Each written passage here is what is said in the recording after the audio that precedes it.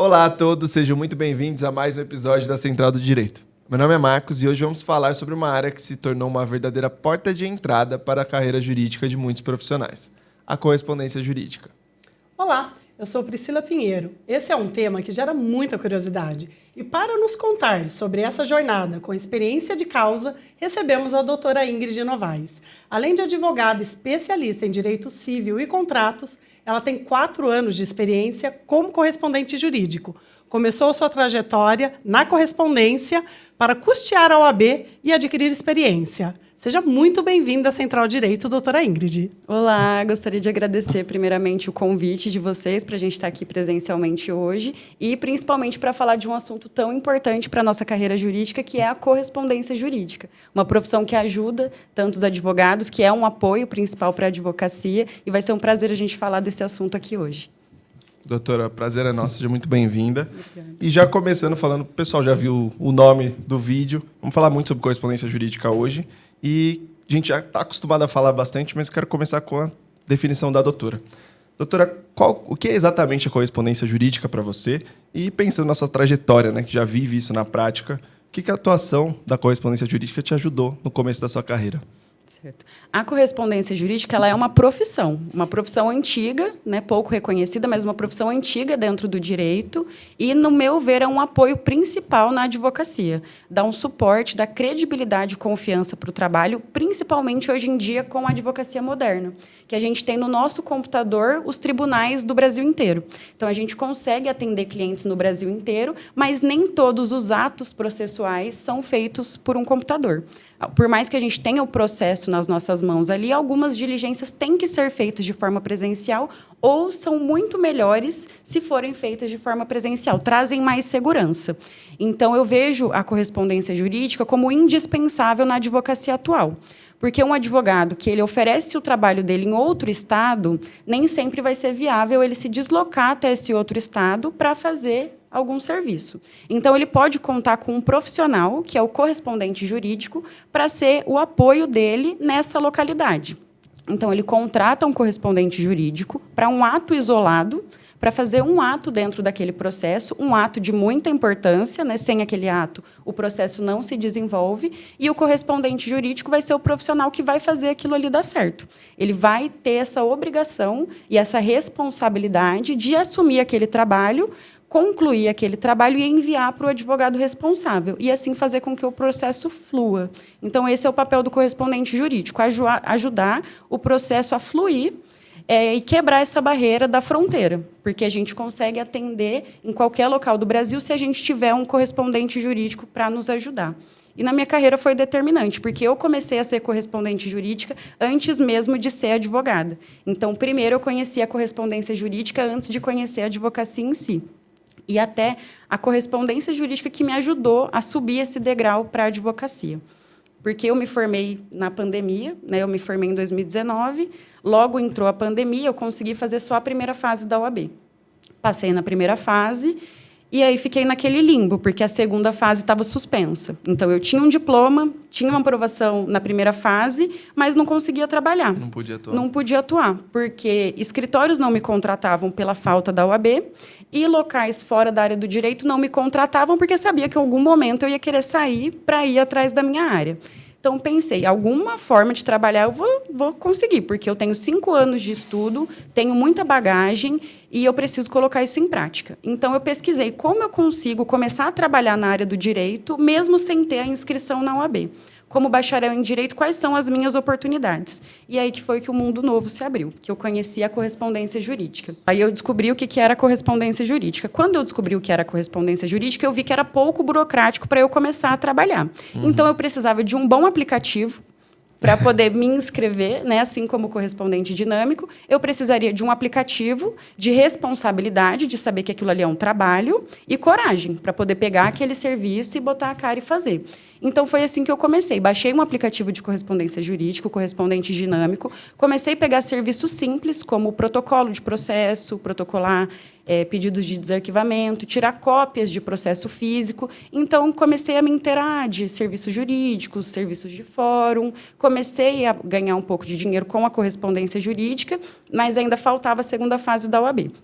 Quando a segunda fase da OAB foi possível de ser feita, eu passei na segunda fase e, com a correspondência jurídica, eu consegui pagar a minha inscrição, porque eu já estava trabalhando na área. Então, quando eu fui aprovada na segunda fase da OAB, eu já era atuante no ramo do direito. Então, com o meu trabalho dentro da área do direito, eu consegui pagar a minha inscrição na OAB.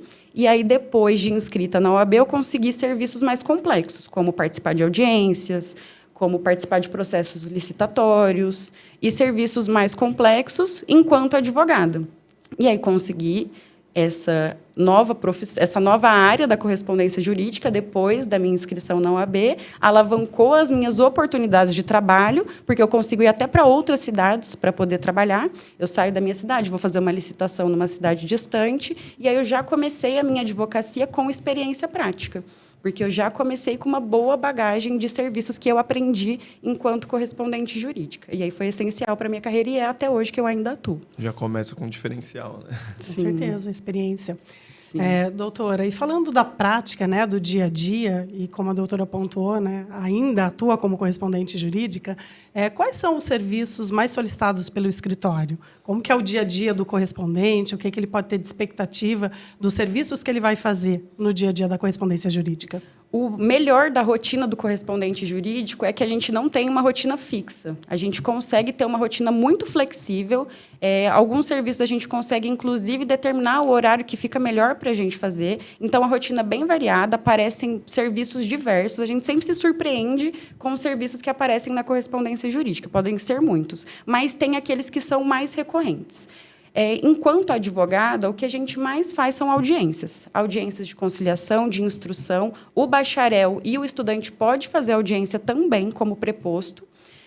E tem os trabalhos que são menos complexos, que são cópias de processo, protocolo, visita em loco, que é uma diligência pouco conhecida, mas, às vezes, a gente é contratado para verificar se um local existe. Se uma empresa ainda está operando, se uma empresa opera com o nome que ela divulga. Então, a gente também pode ser contratado para ir até um endereço e simplesmente tirar uma foto.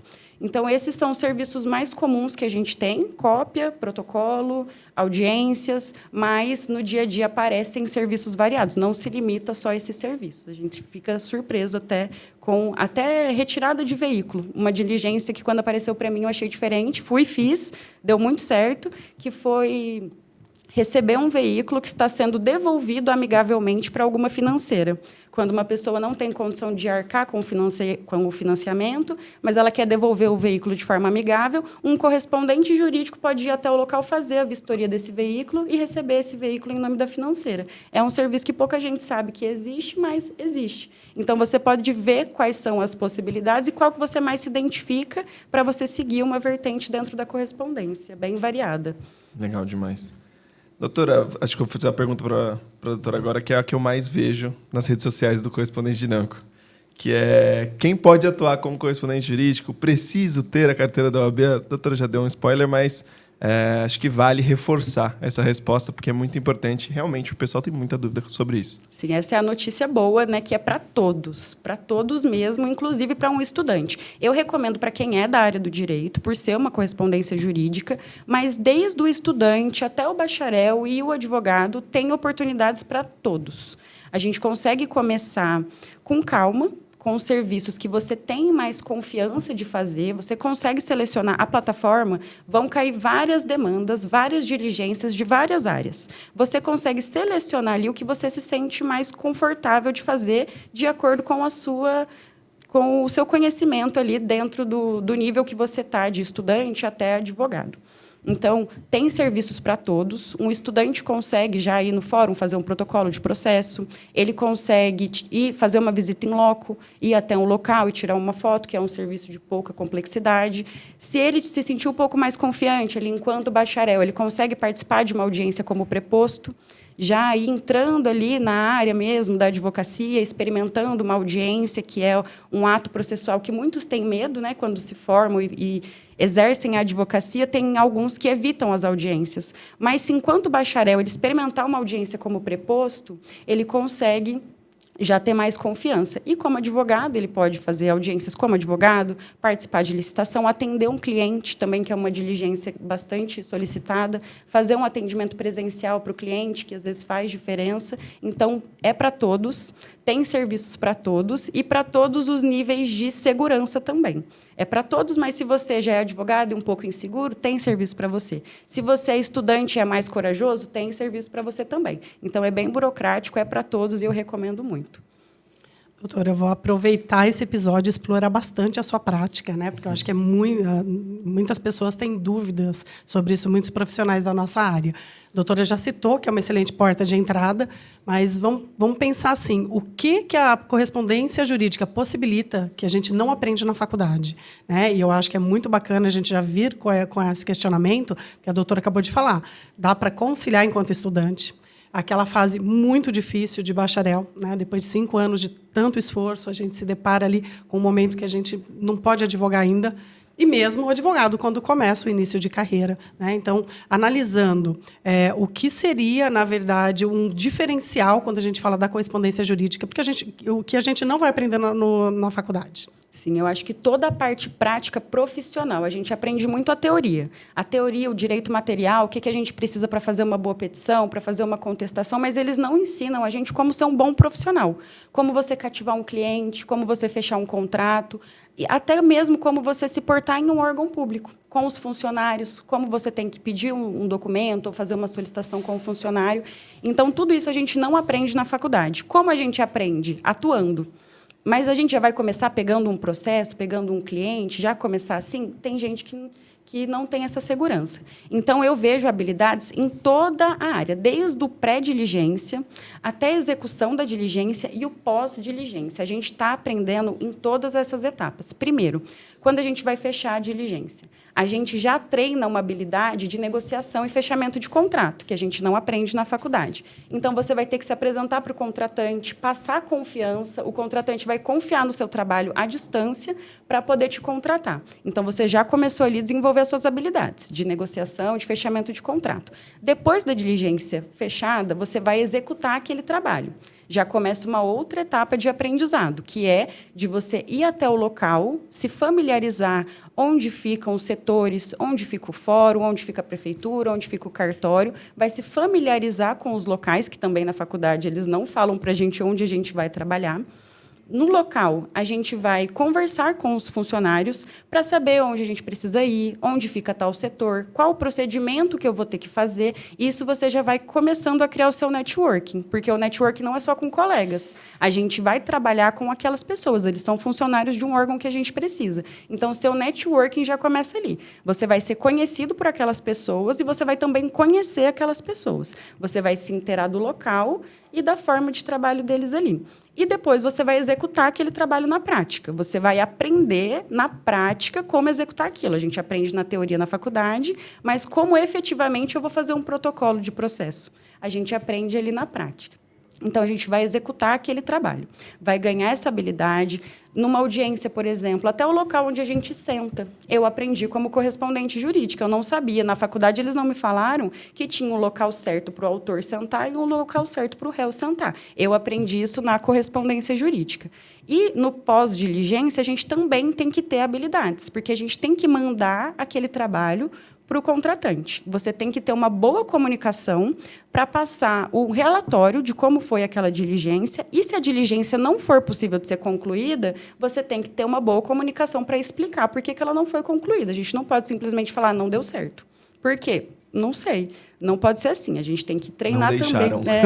Não deixaram, porque não sei. Não, por que não deixaram? Porque o processo estava no gabinete do juiz. Por esse motivo, não foi possível o acesso para tirar cópias, mas eles falaram que dentro de 10 dias o processo volta, então eu posso retornar daqui 10 dias. Esse é um pós-diligência, uma boa comunicação que vai te dar um bom resultado nessa diligência e você pode ser contratado para uma próxima, porque você deu um bom retorno. E também controle de honorários. porque nem toda diligência a gente recebe no mesmo momento. Assim como alguns clientes na advocacia, a gente também não recebe à vista. A gente tem que fazer uma gestão daquele pagamento que vai cair no futuro. E como correspondente jurídico, a gente já consegue também fazer gestão de honorários, coisa que também a gente não aprende na faculdade. A gente vai ver se o contratante pagou. Às vezes, a gente faz muitas diligências no mesmo dia. A gente tem que fazer uma gestão se todos os contratantes pagaram, qual a data de pagamento de todos os contratantes para ter essa organização e de recebimento. Tudo isso que a gente vai levar depois para a prática da advocacia. A gente está aprendendo como correspondente jurídico, mas tudo isso que a gente faz como correspondente, depois a gente vai fazer em um único processo como advogado. Então, toda essa prática eu aprendi como correspondente jurídica. E aí eu apliquei depois na minha vida como advogada. Mas depois da faculdade foi teoria, correspondência jurídica para aprender a prática e depois a atuação como advogada para pegar processos mesmo por completo. Bom demais, parece a residência do advogado. Exatamente, mas eu vejo assim. Na verdade, o que eu ia comentar é o seguinte, enfim, muito gratificante te ouvir falar, né? Eu acho que muitas pessoas que estão nos assistindo vão olhar e falar, puxa vida, mas tudo isso é correspondência jurídica? Sim. Porque, infelizmente, ela é muito depreciada, né? Até por colegas da nossa própria área de atuação.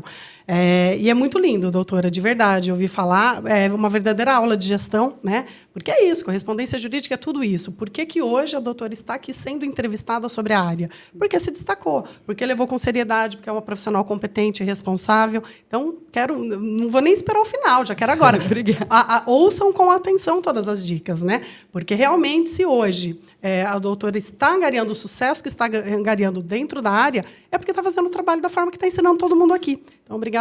A gente continua aqui, mas é que não deu. Te ouvindo com tanto afinco, exatamente. Obrigada. Tem muita coisa para a gente compartilhar aqui. Esse episódio é riquíssimo, a gente já vem falando isso há algum tempo. Legal demais. Doutora, indo para o caminho que a doutora estava comentando sobre a parte da gestão, a parte financeira, tem uma pergunta que é bem comum também, que é, dá para ser a minha renda principal, ser correspondente jurídico? É uma pergunta. E também queria que a doutora comentasse sobre como o correspondente pode se posicionar financeiramente, como ele poderia negociar, se tem formas de argumentar e conseguir uma melhor organização, um melhor reconhecimento ali financeiro. Certo. Sobre se dá para ser uma renda principal, é possível. É possível porque você pode tanto atuar como correspondente final, você também pode ser um gestor de outros correspondentes, que a gente chama na correspondência jurídica de escalar o serviço. É você ser um correspondente jurídico, mas ter parceiros de outras localidades para você direcionar esses trabalhos. Então, eu consigo pegar na minha cidade, mas na cidade vizinha, se eu tiver uma colega que faça em parceria comigo e eu ganhe também um percentual do que ela ganha, a gente consegue fazer essa parceria e aumentar mais os nossos ganhos. Então, é possível você viver só da correspondência jurídica. É um trabalho que a gente tem que fazer várias diligências para ter um bom montante no final, mas com essa possibilidade de escalar o serviço, a gente consegue, tem pessoas que vivem só da correspondência jurídica, porque se transformam em uma logística jurídica. Ela consegue ser essa central de correspondentes para direcionar esse trabalho para outras pessoas e, assim, aumentar os seus ganhos. Não é a regra, não é a regra você viver exclusivamente da correspondência jurídica, mas é possível. Depende da sua ambição, de quanto você quer ganhar no mês. Você tem que fazer a sua média e, de acordo com os seus interesses, se você vê que a correspondência jurídica ali é uma profissão que te dá um bom rendimento, que te dá uma liberdade de horário, que você consegue conciliar com outras coisas, você consegue ali ter desenvolver a sua administração na correspondência jurídica. Não é a regra, mas é possível, sim, viver só da correspondência jurídica. Eu vivi uma parte nesse tempo antes de pegar a minha carteira da OAB, eu vivi exclusivamente da correspondência jurídica. Então, é possível.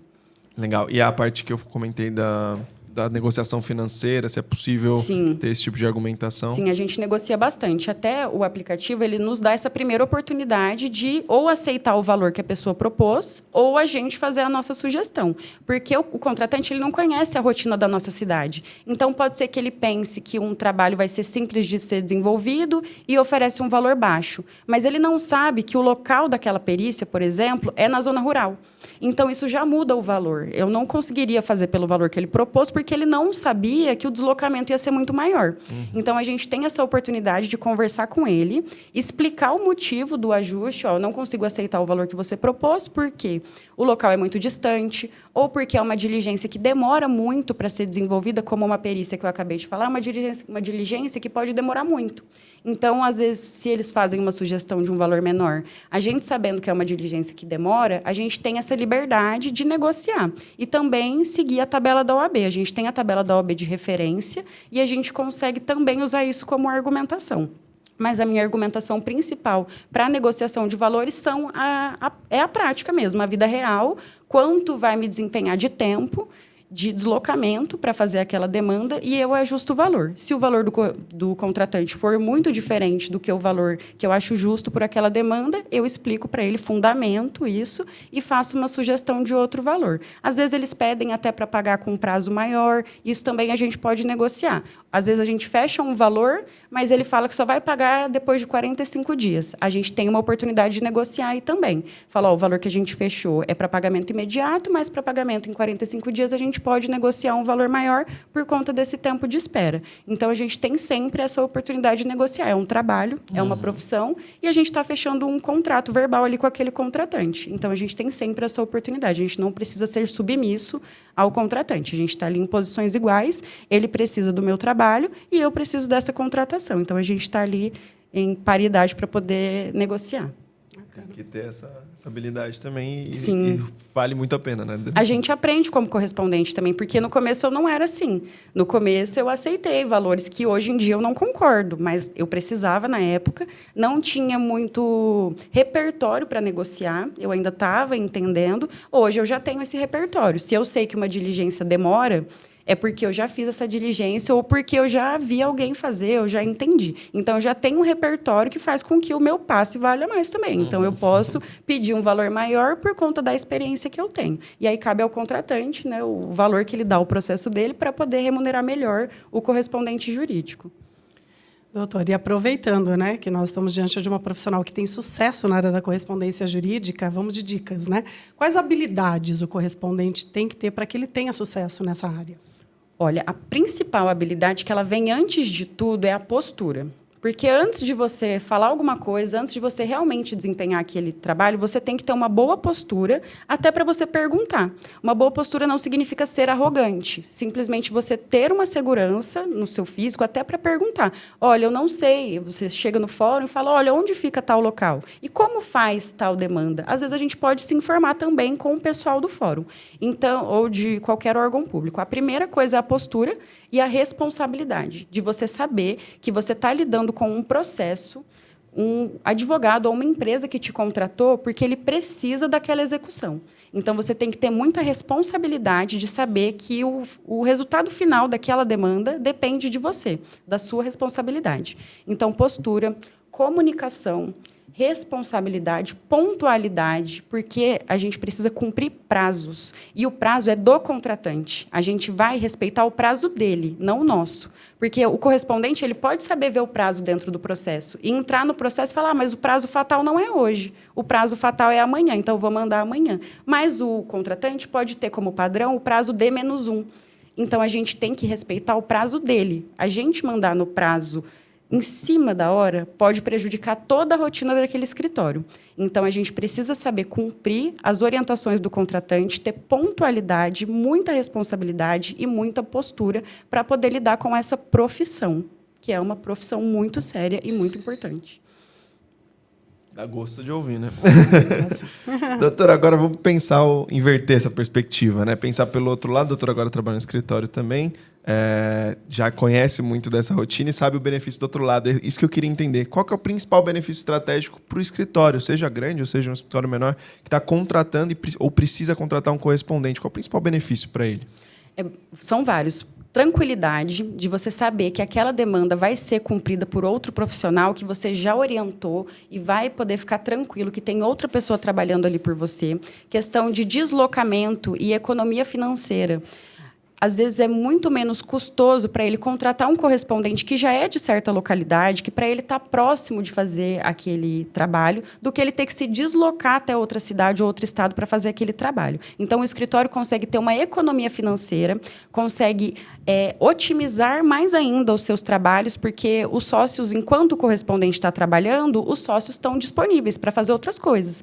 Enquanto o correspondente está fazendo uma audiência de conciliação sem acordo, que é uma audiência que é só de praxe, o advogado que fez essa contratação está fechando um bom contrato para o escritório dele. Então, ele consegue aproveitar o correspondente jurídico como um suporte mesmo, um braço direito ali daquele escritório, para desempenhar essas funções e, assim, eles economizarem tempo, economizarem dinheiro, dependendo da distância, e ter mais segurança no seu trabalho. Por exemplo, uma diligência que eu faço, que pode ser considerada desnecessária para alguns, é de coleta de assinatura em documentos.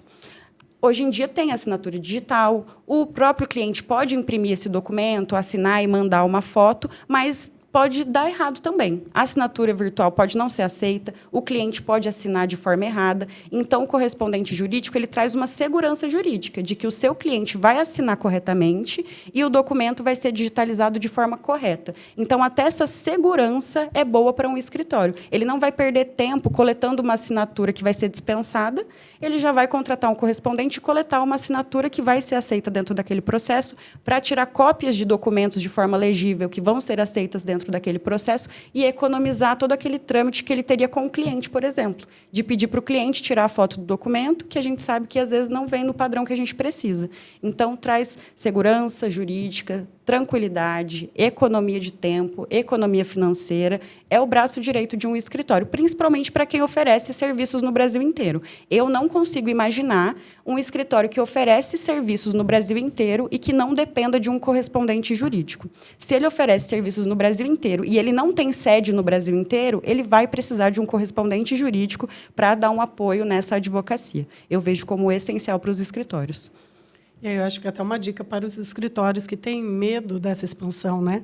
Contem com a correspondência jurídica, porque para nós é o dia a dia, né? Para nós, a gente está sempre aí entendendo os avanços da correspondência jurídica, mas ainda é de impressionar a quantidade de profissionais que não conhecem a potência que tem de abrangência. Né? Hoje, na verdade, é possível você contratar em todas as cidades do Brasil. Sim.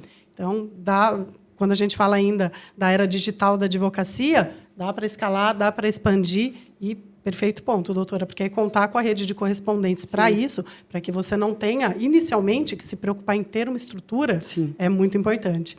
E aí, pegando um gancho, né, já nessa análise, como que o correspondente ele pode garantir um serviço de alta qualidade e confiável, né, para que ele consiga fechar, na verdade, uma parceria a longo prazo aí com esses escritórios que o contratam. Isso aconteceu com a doutora? Acontece bastante, porque eles precisam dessa segurança, né? Como ele é um advogado que está cuidando desse processo, toda a responsabilidade do processo está nele. Então, para ele contratar um correspondente, ele precisa confiar nessa pessoa. E se ele acha um correspondente de muita confiança, esse advogado vai ficar muito tranquilo, porque ele falou, pronto, agora eu achei naquela cidade um profissional que consegue me atender, que vai me atender com qualidade, e eu vou ficar tranquilo aqui para fazer o meu trabalho. E para o correspondente jurídico conseguir essa fidelização, depende muito do interesse e da responsabilidade do correspondente. Porque ele pode ser um correspondente que vê esse trabalho como um favorzinho remunerado, que eu acho o maior erro do correspondente jurídico. E vai ali fazer aquele trabalho sem muito interesse em dar certo, acha que é só, me pediu para ir no fórum tirar uma cópia. É só ir no fórum tirar uma cópia, e se não tiver, tudo bem. Não é assim. A gente tem que ver a importância do nosso trabalho, e para você garantir um resultado final, você tem que ter interesse.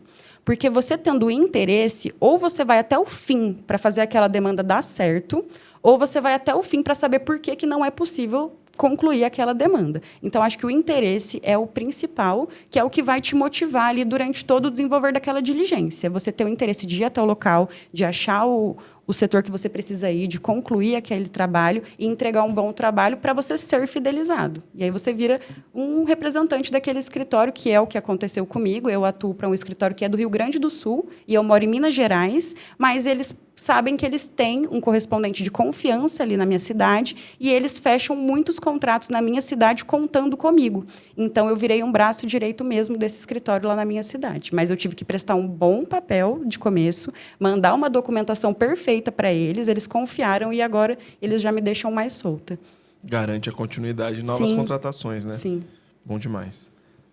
Doutora, pensando na especialização que existe na área do direito que o advogado pode ter, o correspondente também pode ter uma especialização em diferentes áreas, até para ele ter, enfim, uma maior valorização quando ele é especialista, igual a doutora comentou, né? Meu passe subiu.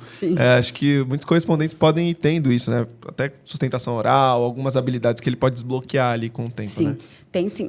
Uma área que eu vi recentemente que o pessoal se especializa é a de audiências. Eu sabia de outras áreas de especialização, mas eu vi que tem alguns correspondentes que trabalham somente com audiências. Eles se especializam nesse ato, tanto audiência de conciliação, para você treinar habilidades de negociação, como audiência de instrução, para você poder buscar uma confissão ali das partes, então você consegue se especializar para fazer somente audiências. Também tem processos licitatórios, que é uma diligência que o pessoal não conhece muito, que as empresas podem contratar um correspondente jurídico para participar de uma licitação. Aí você vai pessoalmente, participa daquele pregão em nome de uma empresa, buscando um resultado efetivo, que aquela empresa ganhe aquela licitação. E é um processo complexo, envolve muita documentação, envolve o ato do pregão ali, que também é bem complexo. Então, você pode se especializar em licitações e oferecer esse trabalho para empresas. E aí ela consegue expandir essa área. Às vezes, a empresa nem trabalha com licitação, mas tem esse potencial. O correspondente pode ver esse potencial nas empresas e oferecer para empresas diversas. E também tem a área de contratos, que você pode se especializar em contratos e fazer somente contratos para esses escritórios que trabalham em massa, com processos em massa. Então, são muitos contratos ali todos os dias, mas eles diferem em valores, a qualificação do cliente. Então, eles podem também contratar um correspondente jurídico específico para lidar somente com os contratos daquele escritório. E aí, ele é especialista em contratos. Então, é sim possível e você pode oferecer esse trabalho para as empresas conseguirem também expandir o seu negócio. Aí seria uma expansão dupla. O correspondente consegue trabalhar mais e a empresa consegue oferecer mais o seu trabalho através do correspondente jurídico especializado. Doutora, vamos de pontos de alerta, né? Então, quais são os erros mais comuns que os correspondentes acabam cometendo ali no início e que pode prejudicar a sua reputação como correspondente, enfim, né? O que a gente deve evitar aí quando está começando a atuar na correspondência jurídica? Sim, o primeiro é não levar a sério o trabalho. Né, você não se portar como profissional que você é e ver, como eu já citei, e ver como um bico. Isso não é um bico, é um trabalho e não é um favorzinho remunerado também, que você vai fazer um favorzinho para um advogado e ele vai te pagar por isso. Não, é um trabalho sério. Então, você tem que ter essa postura profissional para atuar. O erro do correspondente é não ter uma boa postura profissional e não seguir as orientações do contratante. Porque o nosso trabalho como correspondente jurídico, ele é orientado. A gente vai receber uma orientação do contratante e a gente tem que ser fiel àquela orientação. A gente tem a nossa liberdade de algumas coisas, mas não de mudar a estratégia do contratante. Se ele te deu uma estratégia para acordo em uma audiência, por exemplo, você precisa seguir aquela estratégia. Se ele te deu um valor de até R$10.000 para você fazer um acordo, mas ele pediu para você começar em R$1.000, é muito importante que você siga essa orientação, de começar em R$1.000 e escalar até os 10.000, porque isso faz sentido para o processo. E o erro do correspondente é achar desnecessário e fazer uma proposta já de 10.000. Você já queimou o cartucho, não vai conseguir fazer esse acordo porque você já deu o seu valor máximo. E isso vai acabar com o processo do cliente. Então, não levar o processo a sério e desviar das orientações do contratante, não ter postura, não cumprir prazos, basicamente não ter responsabilidade, eu acho que é o maior erro do correspondente jurídico. Ele tem que vestir a camisa de profissional que ele é e agir como um profissional e buscar o melhor resultado daquela demanda. Excelente. Ouvindo falar, eu penso assim, você também vai procurar escalar na sua carreira e futuramente você vai ser o contratante. Como que você gostaria de ser atendido? Acho que é um exercício Sim. que vai ajudar bastante nessa expectativa do que fazer a entrega, né? Verdade. Troca, né? O que você espera depois. Doutora, falando ainda mais sobre essa parte, né, de regras, da ética, Existe uma regra ética, uma regra da OAB específica para a área da correspondência jurídica, principalmente na questão de publicidade, como você anuncia esse seu serviço? Sim. Sim, a gente tem algumas recomendações sobre valores também. Eles recomendam que a gente não fale sobre valores, porque a gente não pode induzir que as pessoas aceitem os valores que a gente aceita. A gente tem que dar essa liberdade. A OAB diz que a gente tem que seguir a tabela da OAB, então a gente não pode divulgar valores, não pode fazer uma captação predatória também. A gente tem que fazer uma publicidade informativa, fazer vídeos informativos, nada que induza as pessoas a nada. Tem que ter esse compromisso com o Código de Ética da OAB e não ultrapassar as barreiras. Por mais que o correspondente jurídico pode não ser advogado, ele tem que saber já como cumprir essas regras da advocacia, porque a gente trabalha para advogados. Então, a gente tem que se submeter a essas regras, principalmente no que diz respeito à publicidade e à tabela de honorários. A gente não pode também ser muito radical nessas coisas e também evitar aceitar valores muito baixos, para que não fique comum essa prática no mercado. Então, a OAB também nos recomenda a buscar a tabela da OAB sempre. Nós participamos de muitos eventos, congressos, feiras, e nós escutamos muito a questão, a correspondência jurídica está acabando, porque os processos foram digitalizados. Ainda existe correspondência jurídica, né? E é muito interessante, porque aí, aqui do nosso lado, né, atuando na correspondência jurídica, literalmente a gente vê uma expansão da área, né? Crescendo muito, muito, muito. E eu acho que é bacana a gente também falar sobre isso, né, na visão da doutora. Como que essa área vai expandir ainda mais, né? Quais são as possibilidades que aí... É sempre aquilo, né? Você pode ver o copo meio cheio ou o copo meio vazio. E aí, olhando para essa nova era da advocacia, tudo digital, quais são as oportunidades para a correspondência jurídica na sua visão de uma atuação tão ativa na área? Sim, eu acho que as oportunidades realmente elas só crescem. Alguns serviços foram defasados, por exemplo, cópia de processo físico. Tem poucas cópias de processo físico, mas ainda não acabou. Porque alguns processos de inventário dependem de um inventário que aconteceu em 1998. Então, ainda vai existir, dentro dessa dinâmica, uma diligência de desarquivamento, que vai ser o protocolo, mais uma diligência de cópias. Então, dentro de um inventário que acontece em 2025, pode me gerar uma diligência de protocolo e de cópias dentro desse processo. Essas duas diligências estão diminuindo, mas, em contrapartida, outras estão aumentando, por conta dos processos virtuais. Nem todas as audiências são virtuais. Na nossa comarca, tem um juiz que ele marca todas as audiências de forma presencial. Então, o advogado que pegou aquele processo, ele oferece o trabalho no Brasil inteiro, mas ele não vai poder ir naquela cidade para poder fazer aquela audiência.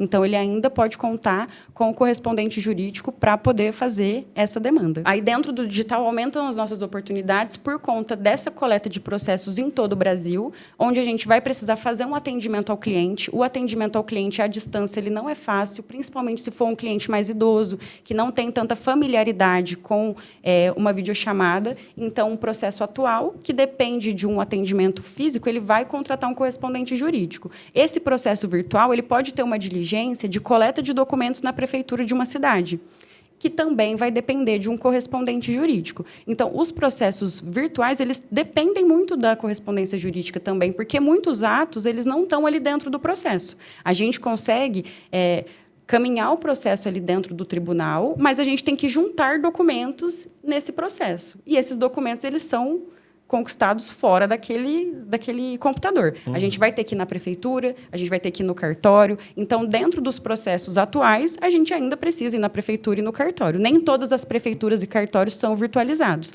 Nesse momento, ele vai precisar de um correspondente jurídico. Então, a advocacia moderna, eu vejo que depende bastante do correspondente jurídico também, até para prestar um serviço de qualidade, para você garantir um olho no olho do cliente que precisa disso, para você garantir uma documentação de qualidade, ou para uma audiência presencial, você contar com um correspondente que vai representar o seu escritório ali de forma competente. Então, a advocacia moderna depende bastante do correspondente jurídico também. Não vejo que está acabando. Eu ainda tenho bastante serviço por conta da divulgação da correspondência jurídica, o pessoal da minha cidade tem vindo também para essa área e tem trabalho para todo mundo. Pode não ter muito trabalho para todos, mas todos conseguem trabalhar. Não sou a única correspondente da minha cidade, tenho vários colegas e tenho novos colegas também, que estão baixando o aplicativo Correspondente Dinâmico agora e estão experimentando essa oportunidade. Então, o mercado está bem movimentado lá na minha região, que é uma região de interior. Eu imagino como que deve estar na capital. Muito mais concorrido ainda. Então, tem bastante serviço, não sinto que caiu, sinto que aumenta todos os dias. Inclusive, vindo para cá, eu recebi uma mensagem para fazer uma audiência na quarta-feira. Então, vou fazer 2 audiências como correspondente jurídica essa semana. Então, estou atuando bastante. Está acontecendo. Mês passado, trabalhei bastante. Esse mês, na primeira semana, já vou começar com 2 audiências. O mercado está bem movimentado e tem bastante oportunidade. Lembrando que hoje é dia 1, né? Hoje é dia 1. Começamos o mês bem. Doutora, e te ouvindo falar é muito interessante que muitas contratações que nós identificamos dentro da plataforma Correspondente Dinâmico é do trabalhista, né? Porque o trabalhista, os juízes, eles ainda preferem a audiência presencial, né? É aquela coisa do olho no olho do empregado, entender realmente como foi aquela relação de trabalho. Um outro ponto também importante para a gente citar é as audiências online, mas que você tem uma limitação também, né? Então, o escritório, por exemplo, ele tem 5 advogados, né, que atuam naquela área, naquela área de atuação. Pode acontecer de ter mais de 5 audiências próximas, né? Não precisa ser exatamente no mesmo horário, mas a gente sabe que atrasa e não dá para correr o risco. Então, nós também acompanhamos, né, a questão de contratação de correspondentes, mesmo o escritório tendo estrutura e sendo audiência online por conta de pauta. Né? E eu acho que um outro ponto que a gente vem conversando bastante, doutora, eu acho que até é um pouco novidade, é bacana a gente compartilhar isso, é que outras áreas estão descobrindo o apoio da correspondência jurídica. Como a gente citou, a própria área jurídica, os advogados, muitos não conhecem que é possível fazer a contratação de uma rede de apoios na correspondência jurídica, mas nós temos aí engenheiros, arquitetos, leiloeiros, corretores de imóveis, são muitas áreas. Então, mas espera aí, eu consigo contratar até um advogado para que ele faça um ato para mim, e é simples assim a localização dele, e para que a gente possa fazer a negociação de valores também, é direto com ele, eu não vou pagar, né, enfim, por um processo inteiro, eu vou valorar ali o que eu estou contratando dele. Então, é um movimento que a plataforma Correspondente Dinâmico está buscando mostrar a competência da base que nós temos, né, de correspondentes para outras áreas. Então, tem muita coisa sendo realizada dentro da plataforma aí, através da área comercial. Então, né, como a gente estava falando aí de expansão, começo, né? tem muita coisa acontecendo. Eu presto serviço, inclusive, para despachante imobiliário. Para mexer com regularização de imóveis, eles dependem de muita documentação. E a documentação que pode estar numa cidade distante. Às vezes, para regularizar um imóvel, ele precisa saber do imóvel vizinho. Ele contrata um correspondente para ir até o cartório descobrir de quem é aquela propriedade, negociar com aquele proprietário se ele tem interesse naquela regularização, depois pegar a assinatura dele como confrontante em alguma regularização. Então, é uma área que não é do direito específica, mas que depende de um correspondente jurídico, ou que um correspondente jurídico pode ajudar bastante, que é o despachante imobiliário também. Nossa, bom saber que a doutora já teve contratação da extrajudicial. Quer dizer que o nosso comercial está fazendo um bom trabalho. Está crescendo. Doutora, para finalizar, muito obrigado pela presença. Realmente é inspirador ver a doutora comentando a trajetória que a doutora construiu a partir da correspondência jurídica, que ainda é uma realidade na sua vida. E muito obrigado. E até a próxima aí, que com certeza foi realmente uma criação de conteúdo muito grande aqui. Acho que tem muita coisa rica para muita gente que está nos assistindo, para toda a nossa base do Correspondente Dinâmico e do pessoal da Central do Direito também. Quero agradecer também, doutora. Para mim, assim, eu tenho um carinho enorme pela área da correspondência jurídica. Eu sou suspeita até de falar. Comecei minha trajetória na correspondência jurídica. Tem muita coisa hoje acontecendo na minha vida profissional. Então, eu sou muito grata por essa porta de entrada, né? Então, acho que a gente tem isso em comum. E é muito edificante ouvir a doutora falar sobre a área, né? A gente batalha tanto aqui para profissionalizar mais, para valorizar mais a área, para que não só os contratantes valorizem, mas que os correspondentes valorizem também, né? Porque é muito complicado a gente querer uma valorização que nem nós estamos realizando ela, né? Então, é o que a gente conversa bastante dentro da plataforma. Em todas as oportunidades que a gente tem de fazer uma entrevista com os usuários ali, com os correspondentes, ou mesmo quando a gente está nos eventos ali falando com os contratantes, né? O quanto essa área é importante, o quanto ela literalmente pode escalar um escritório e que ela tenha o devido valor. Então, é muito bom ouvir alguém tão empolgada, tão responsável, que leva a correspondência tão a sério. Para nós aqui do Correspondente Dinâmico, a doutora é uma referência na área, né? Por isso que a gente quis gravar esse episódio. Então, muito obrigada por estar aqui com a gente, né? Se deslocar de Minas para estar aqui com a gente, né? A gente está fazendo as gravações nessa temporada aqui em São Paulo. E compartilhar de uma forma tão genuína, tão verdadeira, todas as suas estratégias, né? Porque eu acho que é isso. A partir do momento que a gente tem sucesso em alguma coisa, não dá para a gente ficar sozinha aqui, né? Sim. É bacana a gente ressoar isso. E eu acho que a área da correspondência jurídica ela precisa muito de vozes que falam dessa valorização e principalmente dessa oportunidade, né? A gente que é da área jurídica, a gente sabe o quanto é difícil começar. A gente passou aí pela área, falando aí dos bacharéis, essa fase, só quem passou por ela sabe, né? Antes da aprovação da OAB, você tem uma faculdade e não tem uma profissão, Sim. É um pouco ingrato, né? A nossa área nessa fase. E falar para esses profissionais, né, que tem oportunidade, então é aquilo, né? Vamos, mesmo enquanto estudantes, sendo possível conciliar com o estágio, com o trabalho atual, que faça poucas coisas. Às vezes quando eu tenho oportunidade, eu falo para as pessoas, eu falo assim, olha, faça a inscrição, pega uma audiência na semana, estudante, né? A audiência dá para você? Dá, né? A gente tem a oportunidade aí de PROCON, órgãos administrativos que a gente pode estar atuando ainda como estudantes, e isso vai trazer um valor absurdo para a formação, né? Conciliar ali a teoria com a prática já nessa fase. A gente citou aí a questão literalmente de uma dignidade para essa fase do bacharel, né? Tem a faculdade, tem conhecimento sim, vamos usar isso a seu favor. E quando a gente vem para a advocacia, não é porque começou, porque pegou a carteirinha que está tudo resolvido. Sim. Pelo contrário, é aí que os desafios, na verdade, começam verdadeiramente, porque aí você tem a cobrança de ser advogado. Nossa, já é advogado, o que está acontecendo? Porque não está ganhando dinheiro. Né? Então, ter a oportunidade da correspondência jurídica nesse início de carreira é a minha trajetória, é a trajetória da doutora. Então, assim, obrigada de coração por compartilhar de uma forma tão genuína com a nossa audiência aí todas as suas estratégias e a sua jornada. Foi lindo te ouvir. Vamos conversar mais vezes sobre isso, eu não tenho dúvidas. Obrigada. Eu que agradeço a oportunidade da gente estar aqui junto hoje, ter tido esse papo para mostrar para as pessoas essa esperança dentro da área do direito, que existe oportunidade, que a oportunidade é para todos e que a gente não precisa desanimar. Como a doutora falou, a gente pode começar com calma, conforme a gente se sente confiante, a gente vai escalando o serviço para poder virar um profissional de qualidade, um profissional seguro, competente para lidar com os seus próprios clientes. Então, foi ótimo a gente falar sobre isso aqui hoje e poder levar essa mensagem para mais pessoas, que é o meu propósito atual. Então, obrigado por essa oportunidade. Coisa linda. E para você que chegou até aqui, deixe seu like, compartilha esse vídeo, comenta aqui embaixo, faz uma pergunta para a doutora, com certeza ela vai estar aqui de volta. Muito obrigado pela sua audiência, um abraço e até a próxima.